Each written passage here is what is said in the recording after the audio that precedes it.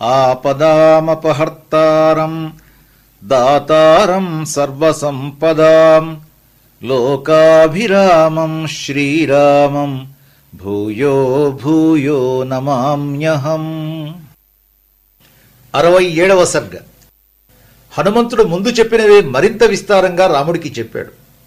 పురుషశ్రేష్ఠ, సీతాదేవి చిత్రకూటంలో జరిగిన ఒక సంఘటన నీకు ఆనవాలుగా చెప్పింది. ఒకరోజు ఆమె నీ ఒడిలో తల ఉంచి నిద్రించింది. ఆమె నిద్రలేచాక ఒక కాకి ఎగిరి వచ్చి ఆమెను స్తనాల మధ్య గీరిందిట. ఆమె ఆ కాకిని తరిమి వేసింది. ఆ తరువాత నువ్వు సీతాదేవి ఒడిలో తల ఉంచి నిద్రపోయావు.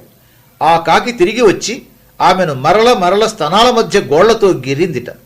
ఆ గాయం నుంచి కారిన రక్తం నీ మీద పడి నువ్వు తడిశావట. ఆ కాకి విడవకుండా బాధిస్తుంటే సీత నిన్ను నిద్రలేపిందట. స్తనాల మధ్య గాయంతో ఉన్న సీతను చూసి నీకు అంతులేని కోపం వచ్చిందిట. సీత, నీ స్తనాల మధ్య గాయపరిచిన వాడెవడు? కః క్రీడతి సరోషేణ పంచవక్త్రేణ భోగినా.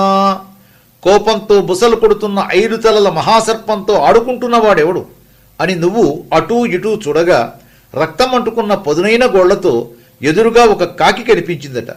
ఆ కాకి దేవేంద్రుడి కుమారుడట. వాయువేగంతో ఎగరగలదట. నువ్వు కోపంతో దర్భాసనం నుంచి ఒక దర్భను లాగి దానిమీద బ్రహ్మాస్త్రం అభిమంత్రించి ఆ కాకి మీద ప్రయోగించావట. ఆ దర్భ నిప్పులు కక్కుతూ కాకి మీదకు వెళ్ళిందట. ఆ అస్త్రం నుంచి రక్షించమని ప్రార్థిస్తూ కాకి ముల్లోకాలు తిరిగిందట. దేవేంద్రుడితో సహా ఎవ్వరూ నువ్వు ప్రయోగించిన బ్రహ్మాస్త్రం నుంచి రక్షించలేమని చెప్పారట. ఆ కాకి తిరిగి నీ వద్దకే వచ్చి నీ ముందు నేలపై పడి శరణు కోరి ప్రాణభిక్ష పెట్టమని ప్రార్థించిందట.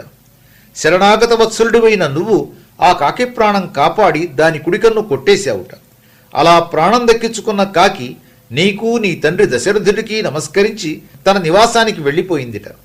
ఈ వృత్తాంతం చెప్పి ఆ దేవి ఇలా అంది: రాముడు అస్త్రవేత్తలలో శ్రేష్ఠుడు, బలశాలి, ఉత్తమ శీలవంతుడు. ఇంతటి వాడు రాక్షసుల మీద అస్త్రాలు ప్రయోగించకుండా ఎందుకు ఉపేక్షిస్తున్నాడు?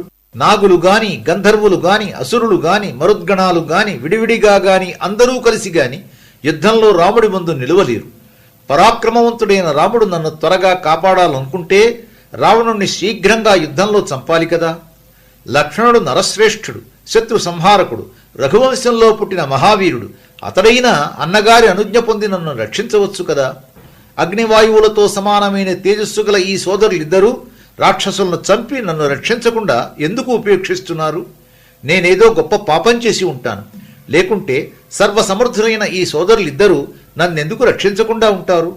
ఆమె ధారలుగా కన్నీరు కారుస్తూ ఇలా దీనంగా మాట్లాడుతూ ఉంటే నేనామెకు ధైర్యం చెప్పాను. తల్లి, దుఃఖాన్ని వదిలిపెట్టు. ప్రతిజ్ఞ చేసి చెప్తున్నాను, రామలక్ష్మణుడు నిన్ను ఉపేక్షించలేదు. రాముడు దుఃఖంలో మునిగిపోయి ఉన్నాడు. లక్ష్మణుడు నీ క్షేమం కోసం పరితపిస్తున్నాడు.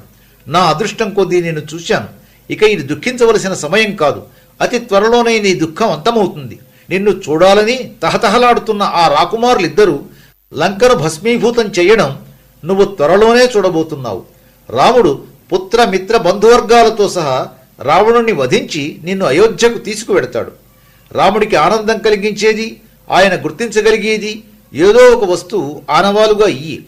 రామా, ఆమె నలుదిక్కులు చూసి ఎవరూ తన్ని చూడడం లేదని నమ్మకం కలిగాక చీర చెంగున ఉన్న ముడివిప్పి జడలో ధరించే ఈ చూడామణిని ఇచ్చింది. నేనా మణిని తీసుకొని ఆమెకు నమస్కరించి తిరిగి నీ వద్దకు రావడానికి సిద్ధమయ్యాను. ఆమె దుఃఖంతో వణుకుతున్న గొంతుకతో, హనుమ, సింహాల వంటి రామలక్ష్మణులను మంత్రి సమేతుడైన సుగ్రీవుణ్ణి క్షేమం అడిగానని చెప్పు. రాముడు నన్ను దుఃఖ సముద్రం నుంచి దాటించేందుకు పూనుకొనేలా ప్రయత్నం చెయ్యి. నేననుభవిస్తున్న దుఃఖాన్ని, ఈ రాక్షస స్త్రీల బెదిరింపుల్ని రాముడికి వివరంగా చెప్పు అంది. రామా, సీతాదేవి దుఃఖంతో చెప్పినవన్నీ నీకు విన్నవించాను. నేను చెప్పినదంతా ఆలోచించు. సీతాదేవి సమగ్రమైన క్షేమంతో ఉన్నదని నమ్ము. స్వస్తి.